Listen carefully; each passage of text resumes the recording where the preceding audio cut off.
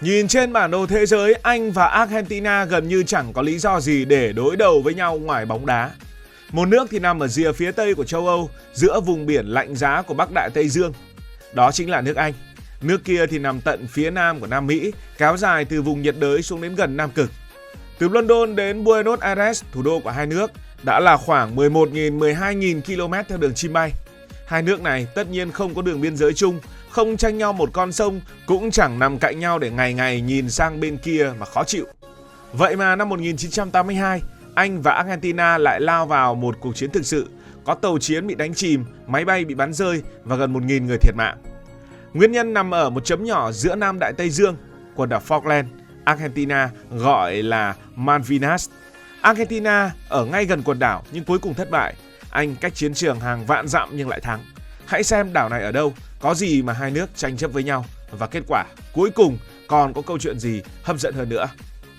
Falkland là một quần đảo gồm có hai đảo lớn, đó là đảo Đông Falkland và có Đông Falkland rồi thì có Tây Falkland, cùng hàng trăm đảo nhỏ nằm rải rác xung quanh. Tổng diện tích đất liền khoảng 12.000 km vuông, lớn hơn Thanh Hóa một chút nhưng dân số chỉ vài nghìn người. Điều đáng chú ý nhất là vị trí của nó. Đảo Falkland nằm rất gần Argentina, nằm cách bờ biển Argentina khoảng 500 km và chính xác nó trên phần biển thuộc thềm lục địa Nam Mỹ. Từ thành phố Rio Gallegos ở miền nam Argentina ra hòn đảo này, khoảng cách không quá xa nếu xét theo tiêu chuẩn hàng hải. Trong khi đó, Falkland cách nước Anh khoảng 13.000 km và cách thủ đô London xa hơn nhiều so với khoảng cách ước chừng từ Hà Nội tới Paris. Chỉ cần nhìn trên bản đồ, nhiều người sẽ lập tức có cảm giác rằng quần đảo này đáng lẽ phải thuộc về Argentina. Nó nằm ngay trước cửa ngõ phía đông của miền nam Argentina, giống như một cụm đảo bị tách rời khỏi bờ Nam Mỹ rồi trôi ra ngoài đại dương. Đó cũng là một trong những lập luận địa lý mạnh mẽ nhất của Argentina.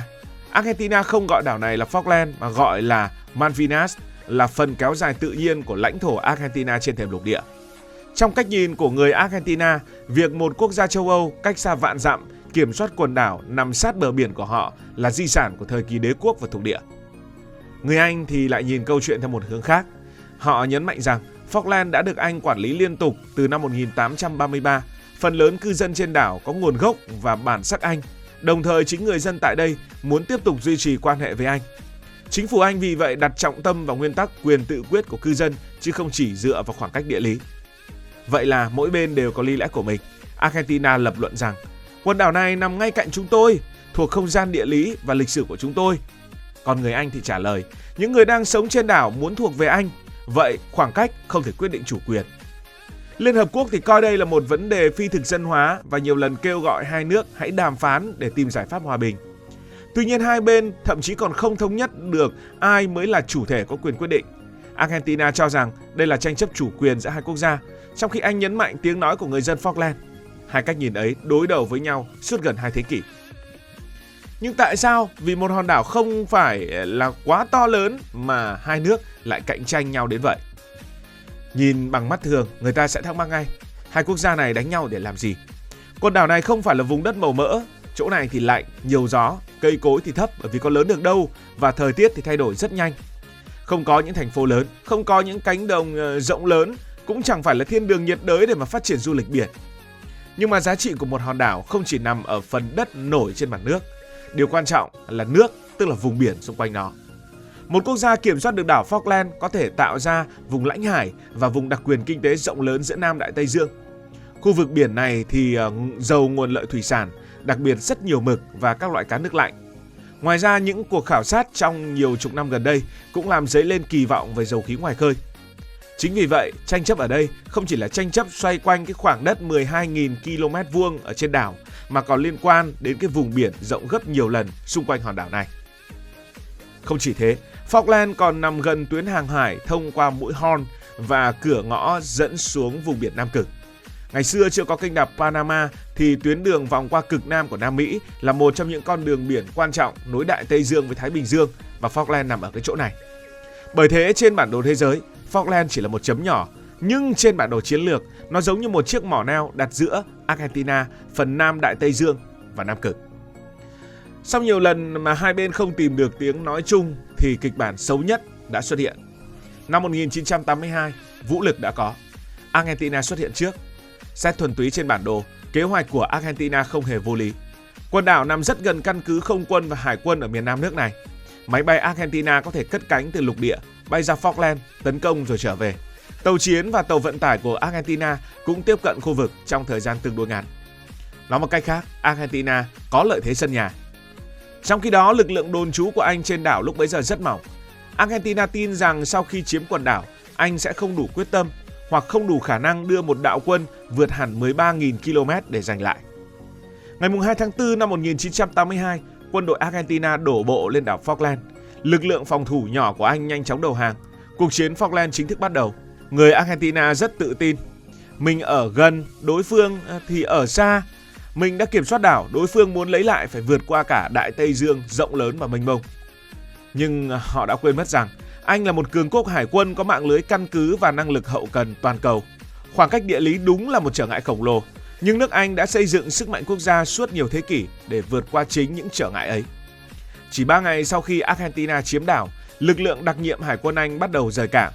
Đoàn tàu gồm có tàu sân bay, tàu khu trục, tàu hộ vệ, tàu ngầm, tàu đổ bộ, tàu chở quân, tàu tiếp dầu và hàng chục tàu dân sự được trưng dụng. 2 tàu sân bay của Anh đã trở thành trung tâm của toàn bộ chiến dịch. Đó là 2 tàu sân bay mang tên Hermes và Invincible. Người Anh cần giành quyền kiểm soát trên biển và trên không trước khi có thể đưa bộ binh lên đảo. Cuộc chiến này không chỉ là cuộc chiến giữa hai đội quân, nó còn là cuộc thi xem quốc gia nào có thể vận chuyển nhiều nhiên liệu, đạn dược, máy bay, lương thực và binh sĩ hơn qua một vùng biển dài hàng nghìn km. Tàu chiến không thể chạy liên tục từ Anh xuống Falkland mà không tiếp nhiên liệu. Máy bay cũng không thể bay thẳng đến chiến trường rồi tác chiến bình thường. Vì vậy nên Anh có một giải pháp. Có một đảo tên là Ascension. Đảo này nằm giữa Đại Tây Dương và nó trở thành điểm trung chuyển sống còn.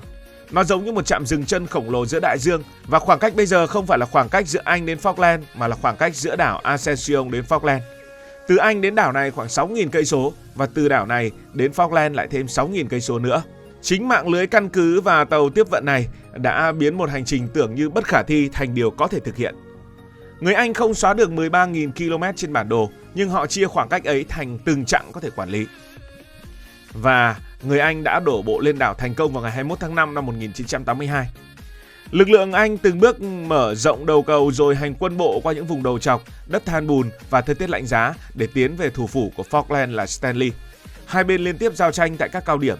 Sau 74 ngày chiến đấu, ngày 14 tháng 6 năm 1982, lực lượng Argentina đã thất bại.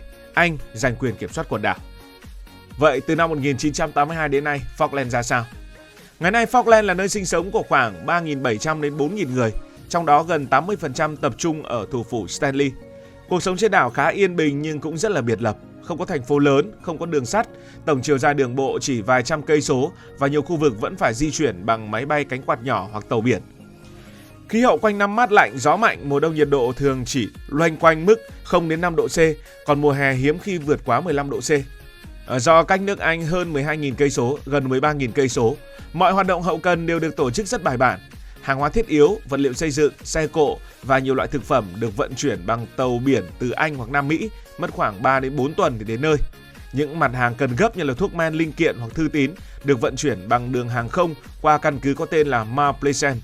Căn cứ này có đường băng dài hơn 2.500m, đủ sức tiếp nhận các máy bay vận tải cỡ lớn của không quân Hoàng gia Anh và đóng vai trò là cầu nối giữa Falkland với thế giới. Kinh tế của Falkland thì khá phát triển so với quy mô dân số.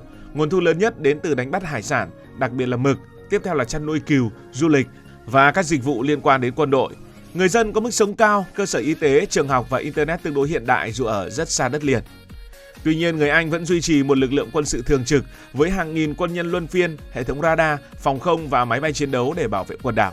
Trong khi đó, Argentina vẫn tiếp tục lên tiếng và gọi quần đảo này là Malvinas, khiến Falkland đến nay vẫn là một trong những điểm nóng nổi tiếng nhất thế giới, dù cuộc sống thường ngày trên đảo đã trở lại rất yên bình. Ngoài quần đảo Falkland mà Argentina gọi là Malvinas, Anh và Argentina còn tranh chấp đảo Nam Georgia và quần đảo Nam Sandwich. Hai lãnh thổ này đều nằm sâu trong phần Nam Đại Tây Dương, không có dân cư thường trú, ngoại trừ một số nhà khoa học và nhân viên quản lý tại Nam Georgia, nhưng lại có ý nghĩa rất lớn về chiến lược. Chúng giúp quốc gia quản lý kiểm soát một vùng đặc quyền kinh tế rộng lớn, nguồn lợi hải sản, đồng thời tạo ra vị trí quan trọng trên tuyến đường hướng xuống Nam Cực. Trong chiến tranh Falkland năm 1982, Argentina cũng đã đổ bộ lên Nam Georgia trước khi bị Anh tái chiếm. Điều thú vị là Anh và Argentina hoàn toàn không có tranh chấp lãnh thổ trên đất liền hay bất kỳ khu vực nào khác trên thế giới. Toàn bộ mâu thuẫn giữa hai nước đều xoay quanh 3 nhóm đảo này ở Nam Đại Tây Dương. Đối với Argentina, đây là một phần lãnh thổ bị mất từ thế kỷ 19 và luôn được gọi bằng những cái tên của Argentina là Malvinas, Georgias del Sur và Sandwich del Sur. Còn với Anh, đây là các lãnh thổ hải ngoại được quản lý liên tục trong nhiều thế hệ và được bảo vệ bằng lực lượng quân sự thường trực. Có thể nói, quan hệ Anh-Argentina là một trường hợp rất đặc biệt của thế giới. Hai quốc gia cách nhau hơn 12.000 cây số, không chung biên giới, không tranh chấp đất liền, nhưng vẫn đối đầu quyết liệt chỉ vì 3 cụm đảo nhỏ giữa Nam Đại Dương. Chính vị trí chiến lược giữa những hòn đảo này, chứ không phải là diện tích hay dân số, đã khiến tranh chấp kéo dài suốt gần 2 thế kỷ và đến nay vẫn chưa có hồi kết. Cảm ơn vì dành sự quan tâm cho câu chuyện này. Nếu thấy thú vị, hãy đăng ký kênh để không bỏ lỡ những video mới nhất. Cảm ơn các bạn đã dành sự đồng hành cùng Hải Thanh Story. Đi qua những vùng đất, khám phá những điều mới.